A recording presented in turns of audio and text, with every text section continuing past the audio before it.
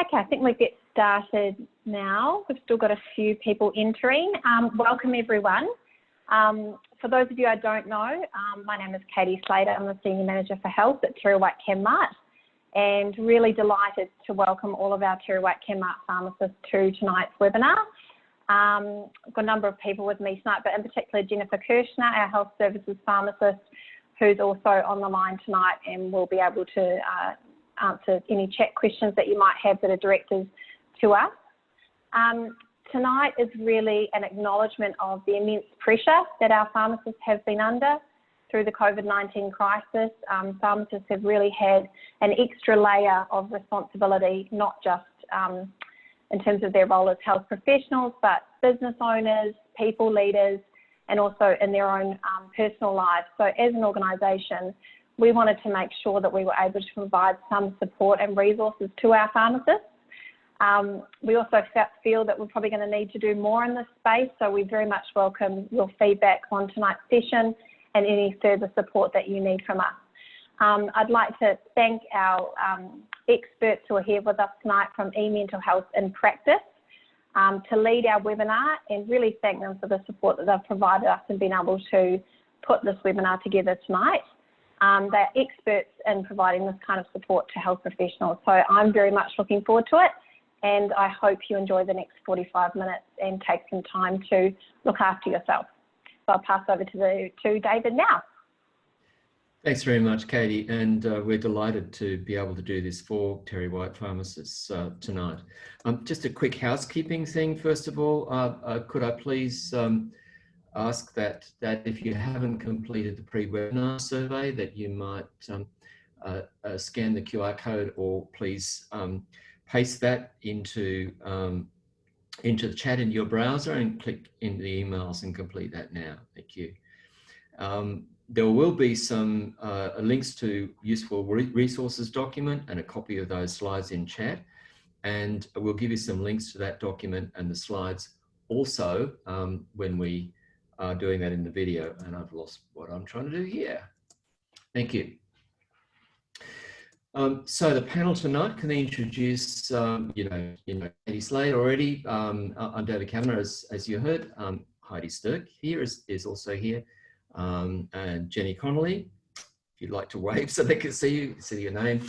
And Ruth Krauser and Jennifer Kirshner are also here to help you tonight. So first of all, I'd like to acknowledge the traditional owners of the lands in which we're all meeting tonight and show respects to their elders and to any Indigenous people who are present, and pay respects to their traditions, customs and knowledge. So about eMental Health in Practice, first of all, it's funded by the Australian Department of Health. And what we're about is supporting the use of digital mental health resources and services in primary care, including pharmacies. It's led by QUT, partnering with Black Dog Institute, Menzies School in Northern Territory, and the University of Sydney. I guess one of the things to start off with is you guys are helping each other, helping other people daily. The question is, what about yourselves? You've got a lot of customers who are distressed, anxious, angry. You're empathizing with them, you're calming them, you're helping them solve problems. You're dealing with heavy work demands, perhaps more than usual, and perhaps with fewer staff. You're likely to be managing staff who I expect may well be under stress. You may be concerned about your own health and safety and that of your staff as well, and perhaps there are issues with your own family as well, with aging parents or homeschooling and other things that are happening. And all of us are lacking many of the usual ways that we do relax, and going out to restaurants and things like that we've really enjoyed. And we've been stuck in our houses quite a lot. And perhaps in some cases we're engaging in less effective attempts to control anxiety or stress than we probably ought to be, like drinking too much. Probably a mistake doing this on the day after you've had your dinner, but there you go. The signs of stress are emotional reactions of often irritability is what you'll see first, and anxiety and sadness. Worrying thoughts, difficulty concentrating, perhaps lacking confidence. You may even be feeling guilty about some things. Having physical reactions of being on edge, tense, shaking, maybe sweating, shortness of breath, dizziness, maybe indigestion, nausea, if you're, particularly if you're sort of grabbing meals on the run. Maybe disturbed sleep or nightmares and fatigue. All of this I expect you're very familiar with your patients, but it's important to think about whether these are things that you're also experiencing yourself. And particularly in relation to your work, a non-clinical term, but a useful one is one of burnout, stress related to work, and familiar sort of things that are picking up from the previous slide, of exhaustion, emotionally drained, sort of sense of feeling, perhaps feeling like you've lost your enthusiasm for the whole work, feeling that perhaps your work is lacking significance, and maybe also lacking confidence that you're doing a good job.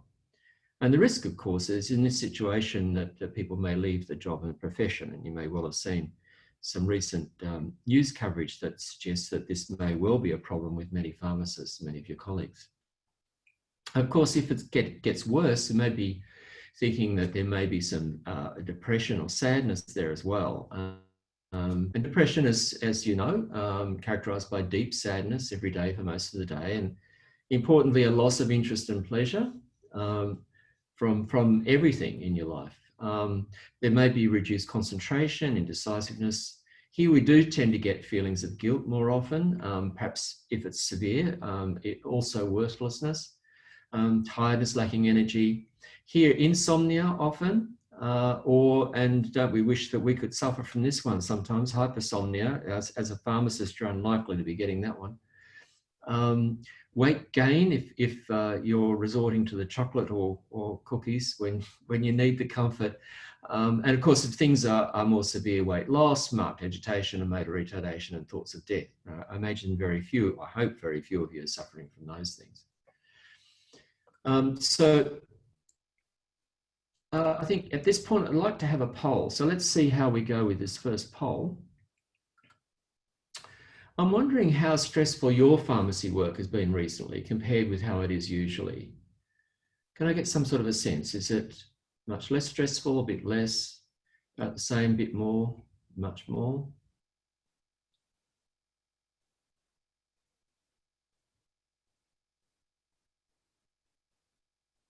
Coming up to almost all the people. I'll end it in just a moment. Okay, we'll get the feedback here. And not surprisingly, many of you are saying it's much more stressful than usual. So 61% of you are saying much more stressful, and nobody at all, much less stressful. Okay, closing that. So what can you do? Well, empathy is at the core of your work. So there will be sadness and concern for others, and that's what makes you good at your work. That's okay. It's important that you are experiencing that. And even when you deal with angry customers daily, calmly, you still will feel some emotional arousal and be feeling on edge. And you're not a robot. These are not things to be shying away from. We need to be actually acknowledging that these are normal reactions to the situation. The problem is when those emotions and reactions persist, or carry over to other tasks or interactions. So it's interfering with the rest of your life. So there's some simple things that you can do here. One is to notice your emotions and notice the physical reactions. And importantly, link it to what is triggering it, because sometimes we lose that and we think we're reacting to something that occurs later. It's important to actually recognize exactly what's triggering you. Pause for a second or two, particularly if you're feeling that you are a bit impulsive sometimes, and try to actually have a moment to think before you act. Really importantly, practice slowing your breathing down. That will help to feed back into feeling more calm. A simple little trick to do this, imagine that you're standing on the shore of an ocean and you're looking at the waves coming in, and try to slow your breathing down so that it's with the rhythm of the waves. Maybe counting to 3. So come in, counting to 3 as you breathe out. Try to actually make it more diaphragmatic breathing, because if you're panting, you tend to be, of course, taking in too much oxygen. That's part of what tends to give you the lightheadedness. Meditation and relaxation can help if you practice it a lot, but you need to be able to be getting quite able to do that quickly so that you can apply it in seconds, because you often need to be doing this on the run.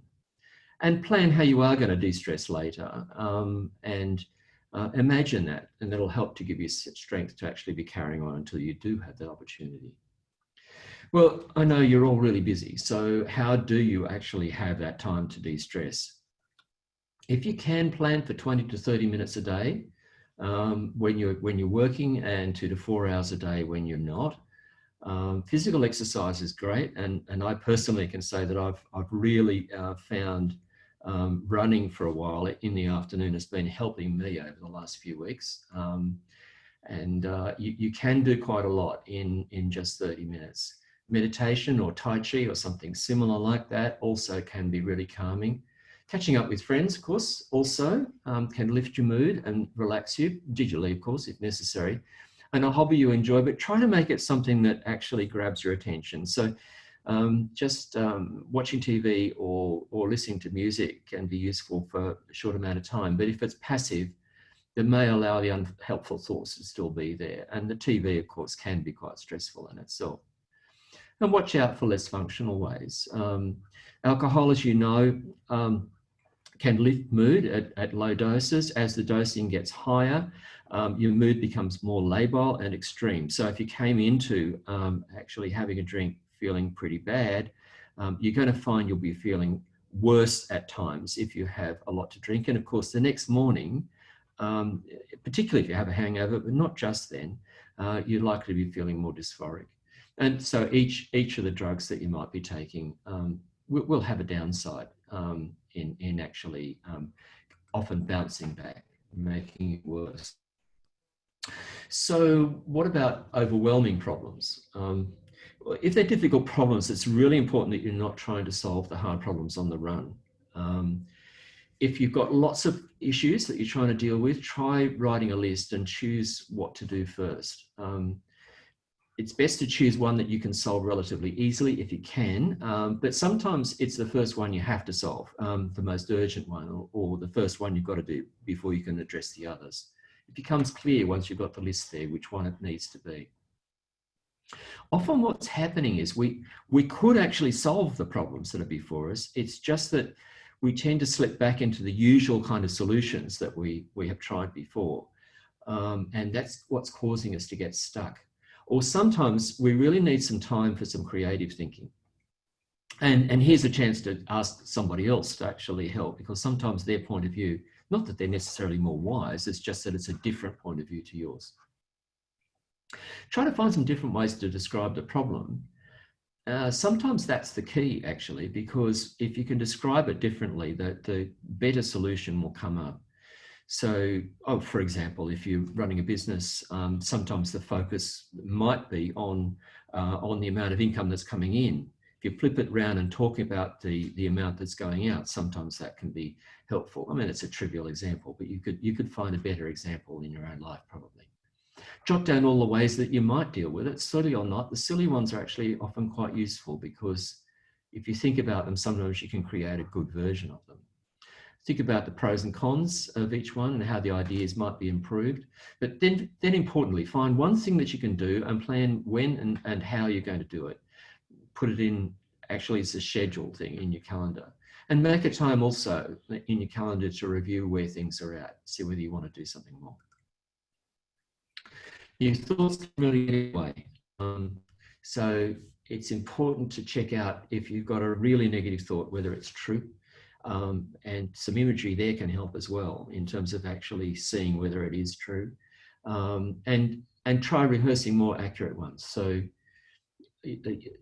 I don't believe anybody there is a total failure at what they're doing. If you're telling yourself that is obviously not going to be correct, you need to be looking to see what things you have been successful in and grab hold of those and create a more balanced sort of thought, like things haven't been going well recently, but normally I'm really good at this and I'm working under difficult conditions. Think about things you're grateful for. That really is very helpful in lifting your mood and getting your mind off the things that are really bringing you down. Try to think about things that you've accomplished. It's going to be hard if you're feeling depressed, because the way your memory works, it will draw out all the negative things. So you need to work hard at finding the things that you have accomplished. and play that out in memory if you can, creating those specific occasions in memory, because that really will link into the emotion about it. If you've learnt mindfulness, it's coming up again. That's really useful in terms of distancing yourself from the thoughts. So you can have a thought, but not actually have quite the same degree of emotion to it. And use enjoyable, cognitively demanding things, as I said, to give you some time out. But then you need to consider if you do need more support, if the above strategies aren't working, and they are all really simple ones. You can do a lot more than these. And if the more severe symptoms are emerging, or you're finding that it's really interfering with your life, obviously talk to a GP that you trust, or you go directly to a psychologist. There's a list of psychologists that you can get from the Australian Psychological Society directory, or you might consider digital mental health, and that's the rest of this webinar. In fact, we're going to move over into looking at all of that. I'm going to take you off my share screen, and I'm going to hand over to Heidi. Great. Okay, welcome everybody. I can see that there's quite a few of you on there. So yes, I will continue. So when we're talking about digital mental health, what are we talking about? It can sometimes be called e-mental health, and it refers to services, programs or apps, and these are delivered via online, mobile or phone-based platforms. It doesn't include telehealth. However, these services can certainly be used in telehealth sessions. So some of the resources that we're going to be talking about include the phone crisis lines, online counselling, information sites, forums that are moderated. There's programs, some are self-guided and some have therapy support, and there's also apps as well.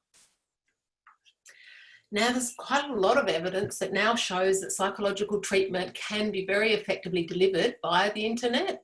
There's some great resources, great articles. We have them on our website. These web-based interventions can be as effective as face-to-face treatment, particularly if there is practitioner support. This support might be built into the program, or it might be another practitioner, such as a GP, a psychologist, or a coach. And these effects can be strong and well maintained. Self-guided programs still also have excellent outcomes, but the results are best if the participant actually completes all the modules.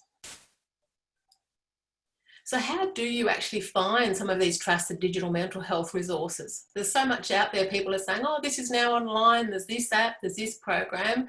How do you know whether what you're using is safe, has quality and has evidence behind it? Head to Health is Australia's new digital mental health gateway, and this was launched in October 2017 by the Minister for Health. Now, I'm just going to run a little quick poll now, so you'll see this coming up on your screen. Okay, launch poll. I'm just interested to know how many of you have actually heard of Head to Health.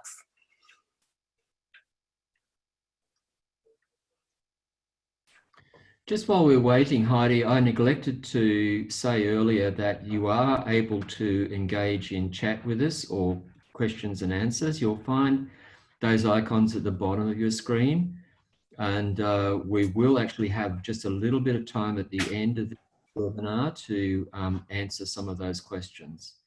So please do use that at the bottom of your screen. Okay, thanks, David. Well, you'll see there that the majority of you have not heard of Head to Health, so you will find the next part of this webinar very helpful, and they've obviously still got some marketing and promotional work to do. I'll talk a little bit about them in a minute. Just stop sharing that, and hold on half a check. There we go. I'll just close that. So, Head to Health. So, as I said before, it can actually be very overwhelming thinking about all of the digital resources that are out there. It's a great place to start here. It links Australians to a range of phone lines, programs, forums and apps, all the resources that I talked about before. And it can be used on either a desktop computer or on a mobile device. It's been designed for both. And it was developed in conjunction with people with lived experience, health professionals and mental health service providers, and it's won quite a few awards. Initially, it just has government-funded services, It has been heavily promoted during the coronavirus situation, but I can see that they've still got work to do, given that many of you haven't actually heard about it. I did actually get they've done a lot of social media promotion and some promotion in GP surgeries. They have little videos of playing.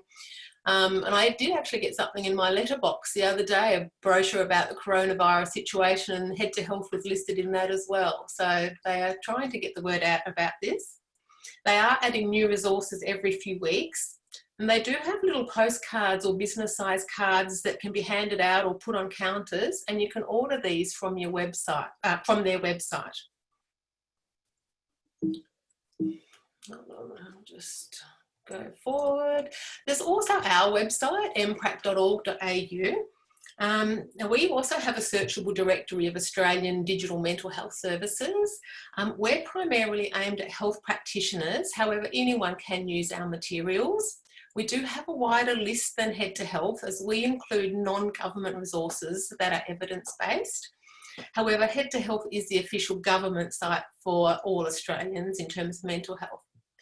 We also have resources, fact sheets, webinars and research evidence for those who are interested. We have a resource guide which is very popular. We update it regularly, and we've given away over 15,000 of these to practitioners and schools, pharmacists, great range of people who find this very useful. It's easy to search by diagnosis, target group or delivery mode. It's downloadable and printable. We also have some brochures which people like. They're quick and easy, just a bit of a guide to some of the resources out there. People often put these on counters as well. Schools distribute these to their students, and companies share these with their employees. These can be downloaded as a PDF, and we can also post these out as well once we're back in the office and not working from home. So I'm just going to go through some examples of some of these services. First of all, the phone and online counselling services. Now you can see there's a number of phone, number of phone lines. Let's have a drill. Many of these are familiar, but we've listed them here as a reminder of who is actually out there. Most of these services also have online chat, and the hours for this vary across the services, but tend to be in the evenings. Their times are listed on their sites and also on Head to Health. And Lifeline also now has a text service from 6 p.m. to midnight that has been doing very well. Now there's a number of mental health and wellbeing resources that have been developed as a result of the coronavirus. So I'm just going to outline some of these for you. So Beyond Blue have got a mental wellbeing support service. This is funded by the Australian government, and they've been heavily promoting it recently as well. It has a dedicated phone line, an online community forum, as well as other resources about practical things such as finances. So it's well worth having a look at that. Black Dog Institute, they also have some useful information on anxiety and stress. You can see down in the bottom corner there. And they've also got a number of other resources if you want to explore their website at some other stage. In particular, they have a self-care planning brochure, which is very new. It's 7 pages and it's downloadable. It includes some charts to complete if you wish. And we've included the link to this resource and all of the resources that I am talking about in our handout. So I've actually put a link to that in the web chat, and we can put another link to it if people would like. Do feel free to ask if you can't find it, and Ruth will be happy to put a link to it, these resources again as well. Black Dog are also developing an app. It's called 10, the Essential Network for Health Professionals. This is hot off the press, just heard about this the other day. It's also funded by the government. It's still under development, but will be available very soon. It's developed for health professionals as a one-stop resource and help centre. It'll provide self-assessment, self-management and treatment for stress, anxiety and symptoms of depression. So we look forward to the release of this app and finding out a bit more about how it works. And we'll be putting information about it on our website. This Way Up is a clinic that's based at St Vincent's Hospital and University of New South Wales. They offer a number of different programs and have developed some excellent information about self-care. It's in a very engaging format, and we've heard very positive reports about these resources, and they're well worth exploring. You can see there that they have a number of different handouts, activities and exercises, and there's also an audio guide as well if you're wanting to work through these. So you can see there's a number of different topics that might be relevant for you just to explore yourself.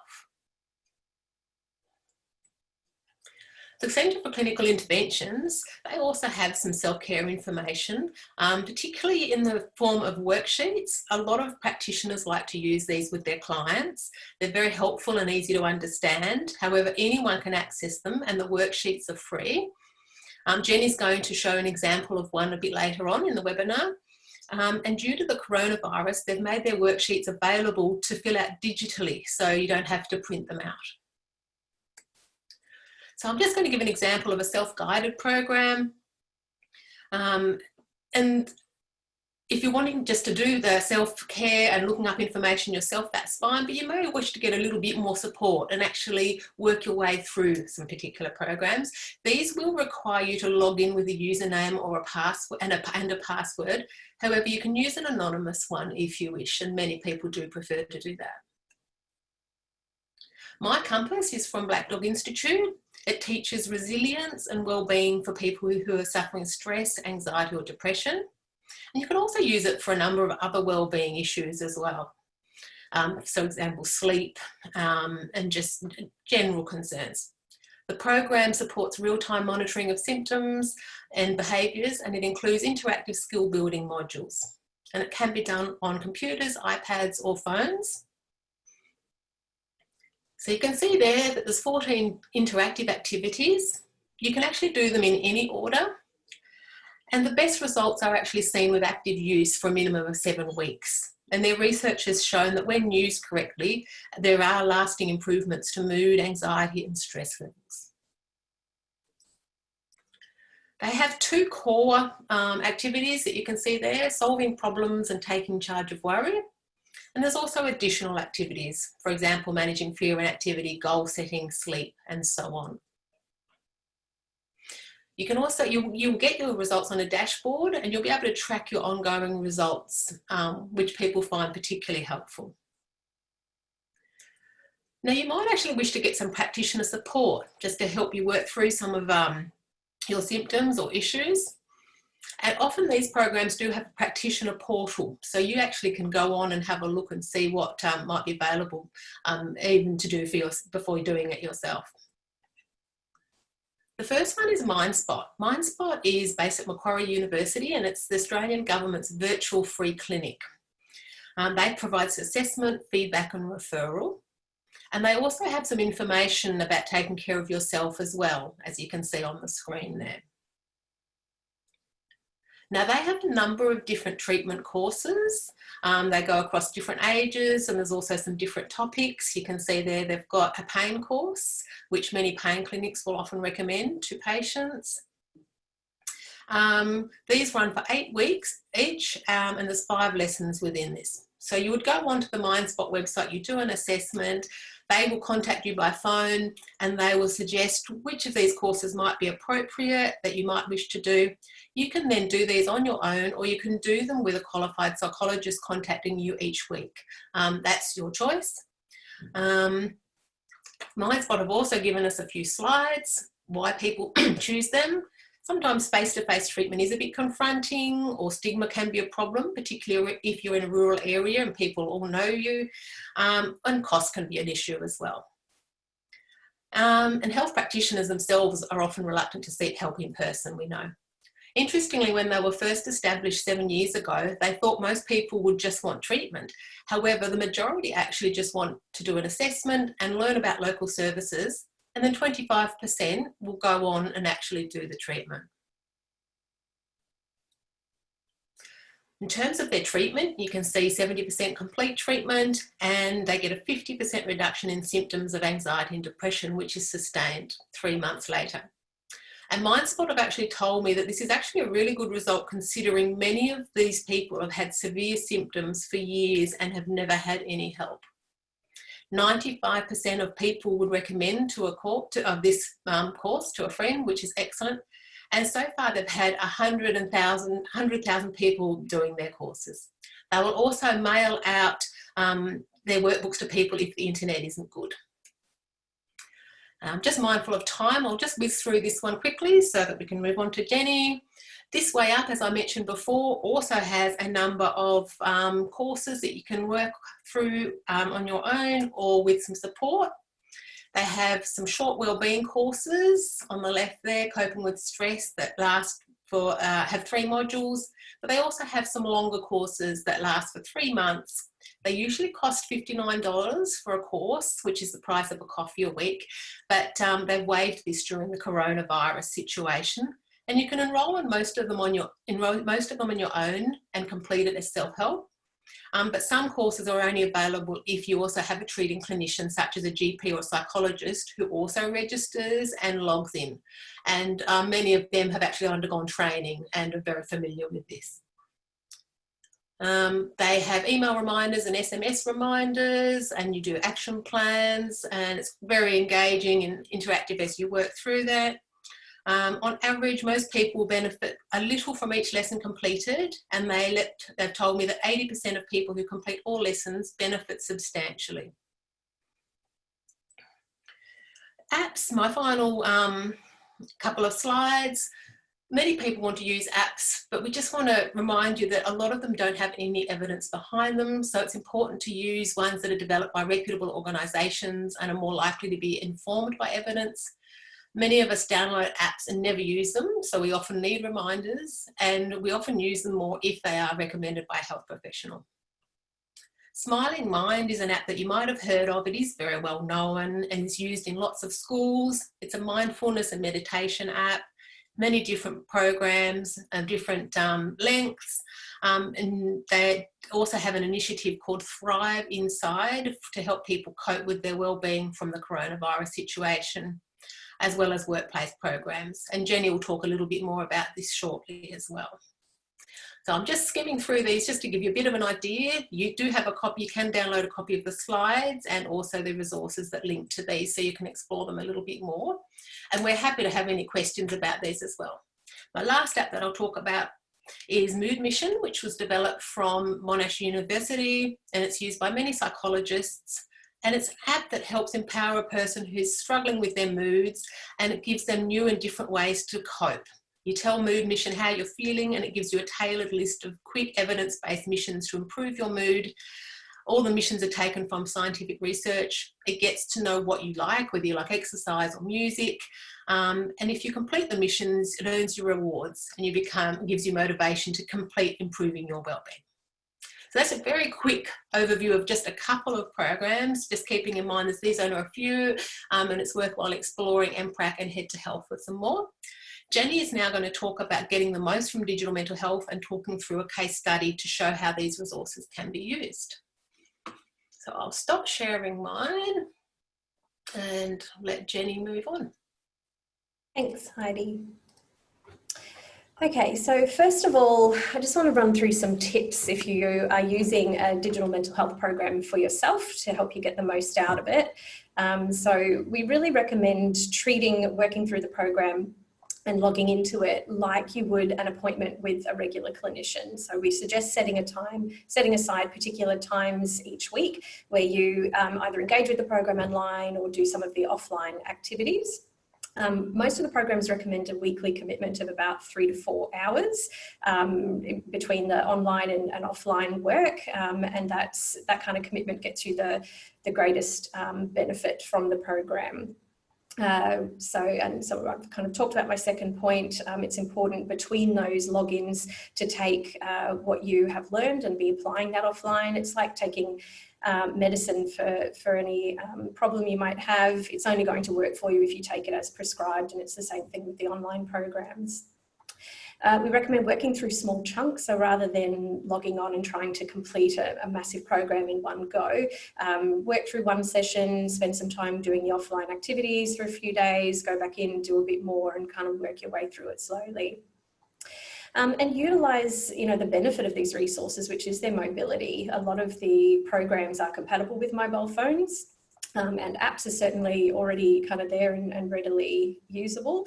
And that's a great benefit. You carry them with you, they're in your pocket. So if you're in a moment where you're having a difficult moment or experiencing a strong emotion, you can pull it out and engage with something to help you in that moment. And don't be afraid to try different resources. There are a lot out there. We know that can be a little bit overwhelming, and there is some overlap with them, but there are differences as well, and often it comes down to just personal preference. So we recommend having a look at what's out there, try different ones to see what you like and what resonates with you, and utilise the support. As Heidi said, some of these programs do offer support by phone or email. There are people on the other end of these programs, people who do care about how you are and that you get benefit from it. So utilise that, check in, let them know how you're going, ask any questions, and make the most of that. So picking up from the run through Heidi already gave, I want to run through a case study. And this is a hypothetical case study, but some of the issues raised are probably similar to what you're experiencing. And then I'll run through some resources that could be applied in situations like this. So this case study is based on Paul. He's in his late 30s, he's a pharmacist manager, and he's in charge of a team of about 35 people. And since COVID-19, his team have been reporting high levels of anxiety. They're concerned about infection, exposure to infection, and they're seeing a lot of increased aggression and abuse from customers. And one of his team, Hayley, has disclosed to him that this abuse has triggered memories for her of a past abusive relationship, and she's experiencing significant anxiety and flashbacks because of that. And Paul himself, of course, is also feeling highly stressed, having to deal with all of this. He's having trouble sleeping. His mood is also affected, and he's feeling anxious and worrying. He's been thinking about leaving his job. He dreads going to work now. He no longer enjoys it, having to deal with these issues day to day. So for his team, Paul wants to recommend some different digital mental health resources. And so these are some tips we have if recommending resources to people. We suggest making specific recommendations. People are much more likely to take up something specific and take it up if they've been directed to something in particular. It's helpful to be familiar with the program yourself before you recommend it, so that you can talk about it and describe it and why you think it's good.